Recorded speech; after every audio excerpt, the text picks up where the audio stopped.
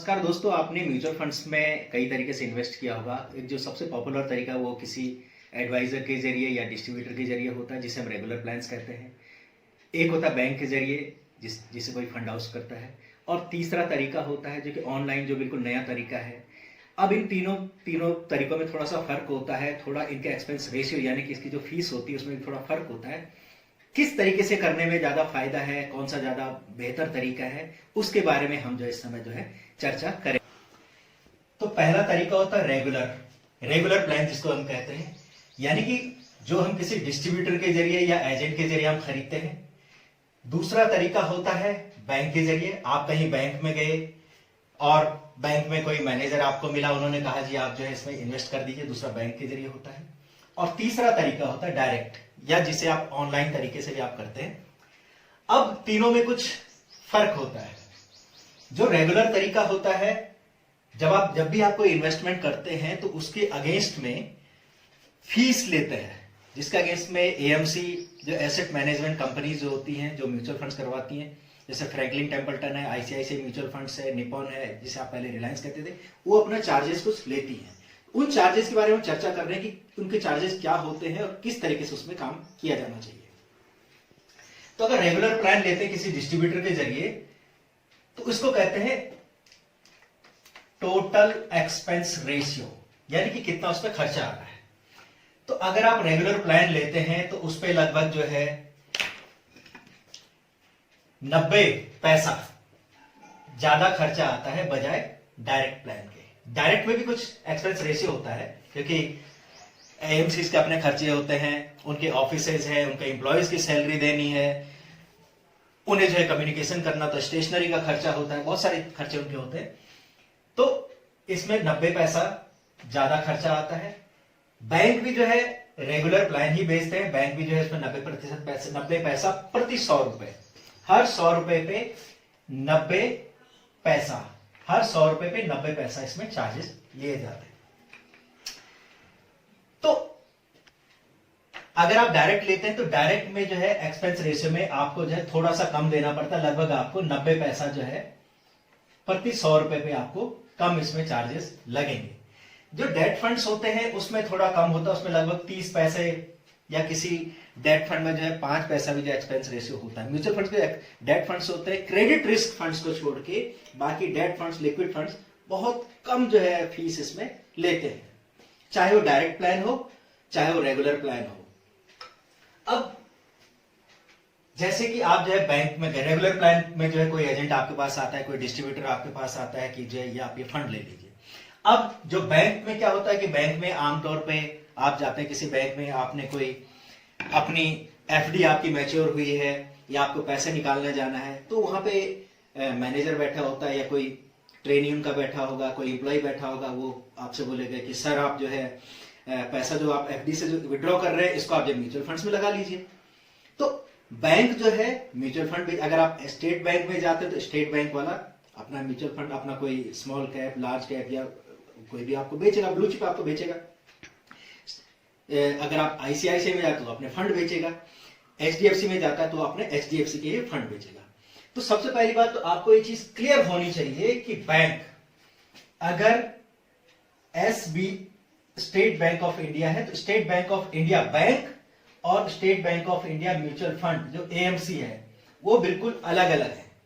इसी तरह से आईसीआईसीआई बैंक अलग है और इसका म्यूचुअल फंड जो कि एएमसी है वो अलग है, एकदम अलग है। तो थोड़ा जरा बैंक को जो है ढंग से समझ लेते हैं, इनकी कार्य प्रणाली को।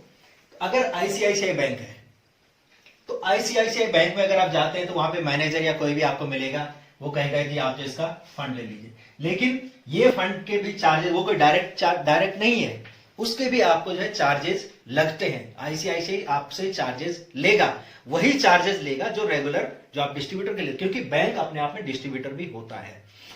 तो आईसीआईसीआई अपनी आईसीआईसीआई प्रू के जो है फंड बेचता है, एचडीएफसी के फंड बेचेगा, स्टेट बैंक सिर्फ स्टेट बैंक के ही म्यूचुअल फंड्स बेचेगा, कोटक सिर्फ अपने म्यूचुअल फंड्स बेचेगा। इसी तरह से तो ये बैंक्स जो हैं, बैंक होने के साथ साथ ये म्यूचुअल फंड्स भी चलाते हैं। लेकिन अगर आप आईसीआईसीआई में जाते हैं और आपको उसमें फंड चाहिए, उसमें एक्सिस बैंक का ब्लू चिप फंड, जैसे एक्सिस बैंक का ब्लू चिप फंड बहुत बढ़िया है, आप वो लेना चाहते हैं, लेकिन स्टेट बैंक वो आपको दे नहीं सकता। तो स्टेट बैंक वाले क्या पिच करते हैं कि सर हमारा ये वाला फंड बहुत बढ़िया है, इसे ले लीजिए, क्रेडिट रिस्क फंड ले लीजिए।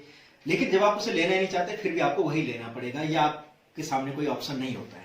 वो भी उनकी अपने टारगेट्स होते हैं, उनको अपने टारगेट पूरे करने होते हैं, जिसके लिए उसके लिए कमीशन भी वही रेगुलर वाला होता है, तो इसलिए उन्हें वो अपने फंड को बेच सकते हैं। लेकिन जब आप रेगुलर फंड्स लेते हैं किसी डिस्ट्रीब्यूटर के जरिए और किसी एडवाइजर के जरिए आप कोई फंड लेते हैं, तो उसमें आपके सामने ये बहुत बड़ी फ्लेक्सिबिलिटी रहती है, लिबर्टी रहती है कि रेगुलर में आप जो है डिस्ट्रीब्यूटर की तरफ आईसीआईसीआई का कोई फंड भी ले सकते हैं, एचडीएफसी का भी ले सकते हैं, एसबीआई का ले सकते हैं, कोटक का ले सकते हैं, मेराई एसेट का ले सकते हैं, आदित्य बिरला सन लाइफ, महिंद्रा का, आईटीआई का, फ्रैंकलिन डीएसपी, कैनरा रोबेको, किसी का भी आप जो फंड उसमें ले सकते हैं। लेकिन बैंक्स के जरिए हमेशा सबसे ज्यादा मिस सेलिंग बैंक के जरिए होती है। आपको पता होना चाहिए कि हजारों करोड़ कॉर्पस होता है किसी फंड में, बहुत बड़े फंड का साइज बहुत बड़ा, हजारों करोड़, 10,000, 20,000, 50,000 करोड़ तक के फंड होते हैं। तो इनमें से जो है बैंक्स आमतौर जैसे एसबीआई है या कोटक है या एक्सिस बैंक है, आईसीआईसीआई है, एचडीएफसी, जो टॉप की जो एएमसीज हैं, ये 70% जो खुद ही बेच देती है।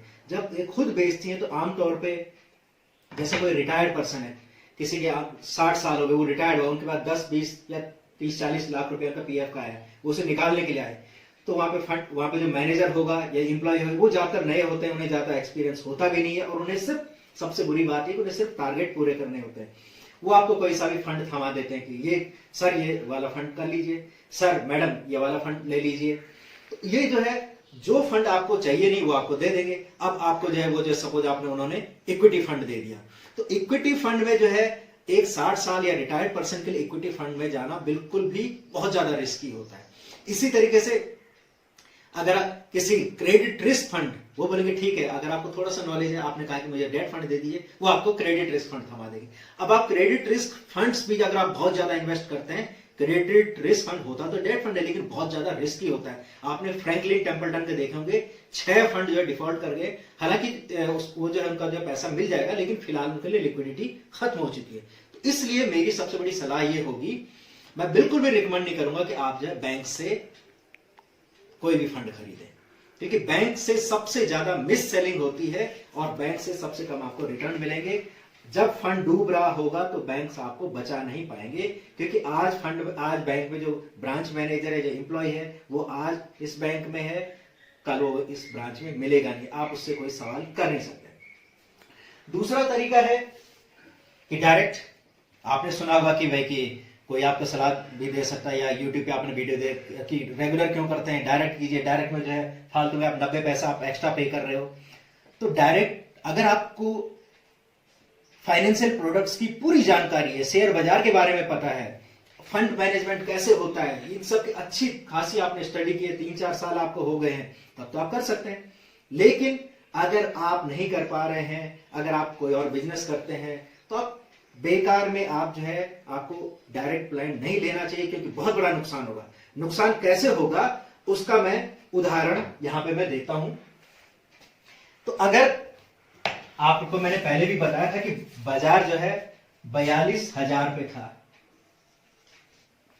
अभी जनवरी में, मार्च में ये जो है लगभग 25,700 पे आ गया। सपोज आपने डायरेक्ट प्लान लिया था, क्योंकि कई बार एएमसी से फोन आते हैं, सर आप रेगुलर प्लान मत लीजिए, डायरेक्ट कर लीजिए, डायरेक्ट में आपको पैसे बचेंगे, आपको जो है 1 लाख पे आपको 900 रुपए तक आपको बच जाएंगे। लेकिन उस 900 रुपए का ये 90 पैसा जो आपने प्रति 100 रुपए आप दे रहे हैं आप लोग, उसका क्या फायदा अगर आपने 42,000 रुपए लगाए थे जनवरी में और मार्च में जो है वो जो है 25,000 रहेंगे। तो आपने 360 रुपए करीब बचाने के लिए आपने जो है लगभग 17,000 रुपए आपने डुबा दिए। लेकिन अगर आपने किसी अच्छे एडवाइजर से खरीदा होता, तो इस समय आपका पैसा सेफ होता, वो टाइमली वो पैसा आपका स्विच हो गया होता किसी डेट फंड में। 42,000 को अगर आप जनवरी में ही स्विच कर दिए होते, तो 42,000 इस समय थोड़ा सा डेट फंड में थोड़ा सा उन्होंने भी रिटर्न्स दिए हैं, तो 42 का 43 होता, लेकिन कम नहीं होता।